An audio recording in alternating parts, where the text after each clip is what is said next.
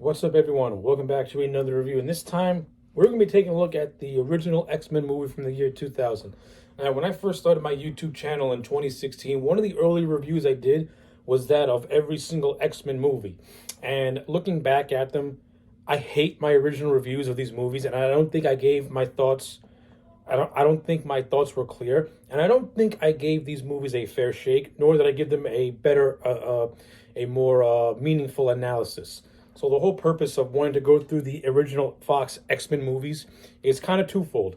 It's to polish up the reviews, but also give a more clear perspective on the Fox franchise that really kick-started the modern day superhero craze. Now, yes, we all know that Blade was the foundation for Marvel back in 1998, but you also got to remember, the original Blade movie, not a lot of people knew who Blade was. Not everyone knew that Blade was a comic book character for Marvel unless you were into the Marvel comics. What made Blade as a movie work was that it was marketed as a Wesley Snipes action movie.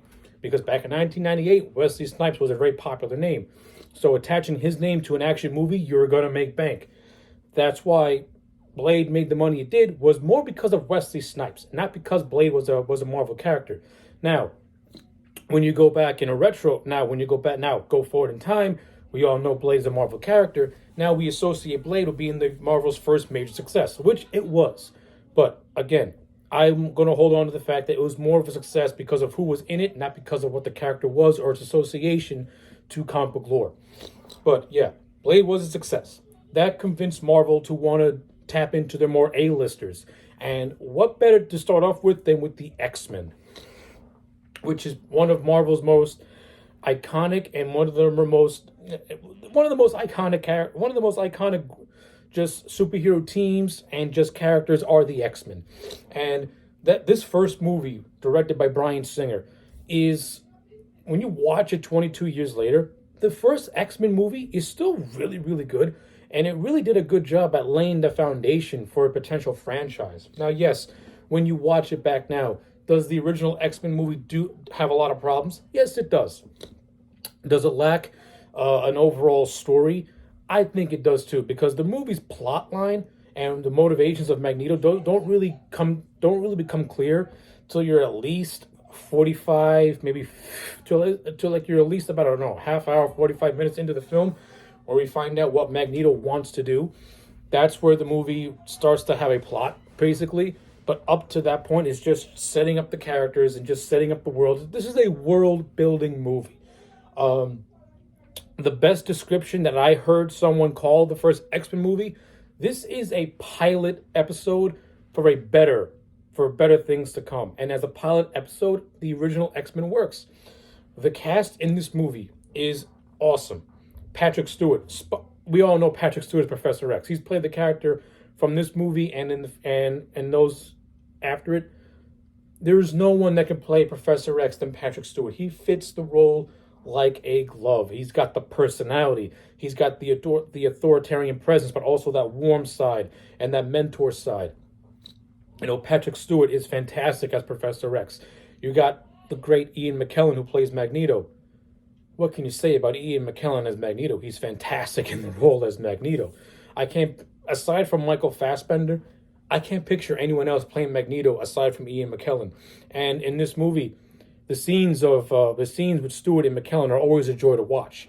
These two are veteran actors of the stage and the screen. Their on-screen chemistry is fantastic. And you actually buy that these two have been friends for decades, mainly because Stewart and McKellen come across as two people who have been friends for decades. That's why they fit their characters like glove. And that's why, to me, in terms of the veteran actors, they give the best performance. And the scenes of, like I said, the scenes with Professor X, with Xavier and Magneto, those are the best. Those are some of the best scenes out of this entire movie. They're so beautifully directed, expertly written, and the chemistry is just fantastic. Zero complaints when it comes to that. Now, is that to do a disservice for the other actors? Absolutely not. How could you do a disservice to Hugh Jackman, who plays Wolverine? This was the movie that gave us Hugh Jackman, not only as Wolverine, but as an actor. And just seeing him portray the character of Wolverine, you can tell that he was born to play this role. Now, is his first portrayal as Wolverine this landmark portrayal? No, I think there's some areas in this first movie where Hugh Jackman's performance as Wolverine can come across as maybe a little bit clunky. There are certain scenes where he slips into his Australian accent, and there are also certain moments where I think he's not giving, where I think his performance can be a little bit janky in some areas. But overall, is the foundation there? Absolutely. Is Hugh Jackman phoning it in? Absolutely not. You can clearly tell that this man is diving into the role of Wolverine, is trying to give the best performance that he can. I think that has to come across, that more comes into terms of the script and maybe Hugh Jackman not fully understanding Wolverine's character. But does he have the personality down? Yes. Does he have the physicality down in the action sequences that he's in? Absolutely. The movie is a good first introduction to Hugh Jackman's first portrayal as Wolverine, and it's mostly a slam dunk, with some minor things here and there that get polished on as time goes on. You have Anna Paquin, who plays Rogue. Now, this is not a comic book accurate Rogue. This Rogue is more of a loner, and is not what she is in the comic books, who has more of an outgoing personality. This Rogue is more introverted. She's more scared. She's more timid. But for the universe that Singer's creating with his first movie, it works. And I actually like the father-daughter dynamics between Wolverine and Rogue in this movie. I enjoy that. I think it works really, really well. Like, Wolverine is the only one who understands Rogue, and Rogue is the only one who understands Wolverine because they're very similar. The difference is that Wolverine, he's been around longer. Now, the movie gives those subtle hints and teases that he could be very much more older than Professor X. And if you know your X-Men lore, Logan, James Howlett, he was born in the 1800s. So yeah, but it's only because of his healing factor does he age very, very slowly. But he has those experiences. And we see in certain like flashback scenes and in dream sequences, the Weapon X procedure and what caused the adamantium to get drafted to Logan's skeleton, and how that to this day haunts him, and how even though he has no real memory, he has those flashes that are so horrific. That's actually where Hugh Jackman's performance is really, really, really shines as Wolverine. Actually, is when he has those nightmare sequences, which are really well done, and they're kind of shot like a horror movie in a lot of ways. I enjoyed it a lot. But back to Anna Paquin as Rogue. Yeah, the relationship between her and Wolverine I thought was really well handled, and I like Anna Paquin as the role. I thought she did a good job. Halle Berry and James Marsden as Storm and Cyclops, respectively. I thought they played their roles well. Halle Berry, she plays a good Storm. She ain't given the world's greatest performance, and she doesn't really have that much screen time, but she does have her little moments, particularly when she has her little fight scene with Toad in the Statue of Liberty. I always found that scene to be very highly entertaining. James Marsden as Cyclops. One of the biggest problems with the Fox X-Men movies is their lack of understanding Cyclops as a character and properly utilizing him. This first movie in the X-Men franchise, until you get to, let's say, Apocalypse, this was really the best utilization of Cyclops, and that really is a shame. I think James Marsters James Marsters in this movie was really underutilized. The character of Cyclops was decently used. They pay reference to how he's Charles Xavier's star pupil, and how when Charles Xavier, if he were to die, Cyclops is the next in line to take over the school of gifted youngsters and pretty much take the mantle as the mentor and father figure to the mutants. Like this film teases that we get in the comics of Cyclops kind of being a Xavier's adopted son. Though, me personally, I don't think they get enough screen time where we get to see that relationship fully form. But we get teases and hints of that, which, okay, for what it is, it's fine.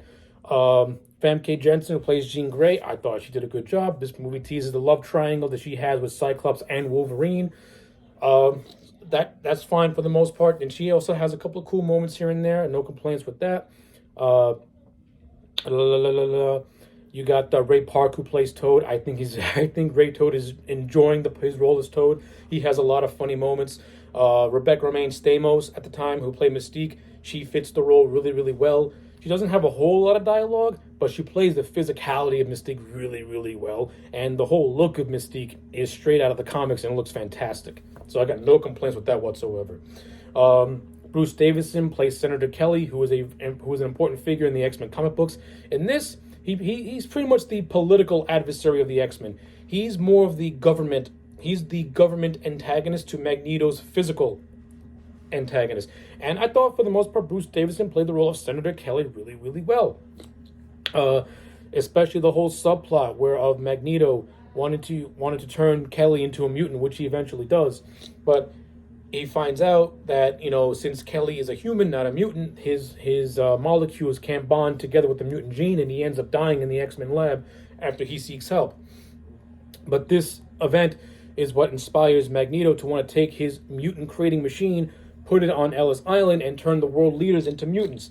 Now, and only for it to be stabilized, he needs Rogue. He needs to transfer his powers to Rogue in his mind, for the machine to stabilize, and for the government leaders to be mutants without being killed like Senator Kelly. That's pretty much Magneto's end game in this movie. And listen, for what it is, it's okay. You need something grand for the X-Men to stop.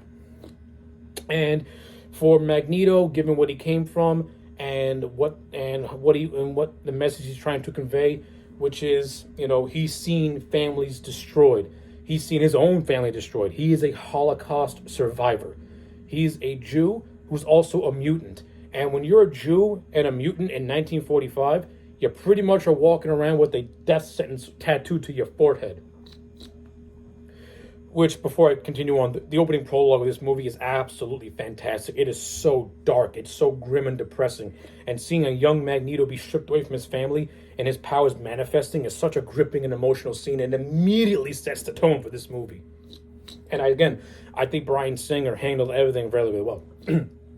But yeah, back to Magneto's overall plot. He wants to make the world leaders pretty much be like him, so that way they can understand where he's coming from and understand his pain and why he's doing the things he's doing. He's not doing the things he's doing for a selfish gain. He's doing the things he's doing as a way to pretty much be a symbol to his people, the mutant people. So yeah, in that aspect, that always made Magneto a very interesting character to me. But I also think Magneto does have some dark humor bits in this movie that I thought were really were really nice. And he does have some decent one-liners. So I give it that. You have Tyler Mayne in this movie who plays Sabretooth. Honestly, truthfully, I like Tyler Mayne. I like his physical portrayal of Sabretooth. I don't like the way Sabretooth was written. They hint at the fact that he and Wolverine have a history. And when you watch these movies together and you get to X-Men Origins, you're wondering to yourself, oh, but we'll get to X-Men Origins when we get to X-Men Oranges. Not oranges, origins. But yeah, in terms of a physical portrayal, I thought Tyler Mayne was really good. He doesn't have a whole lot of dialogue. The movie hints and teases that he has this relationship with Wolverine, but it's really a blink and you miss it.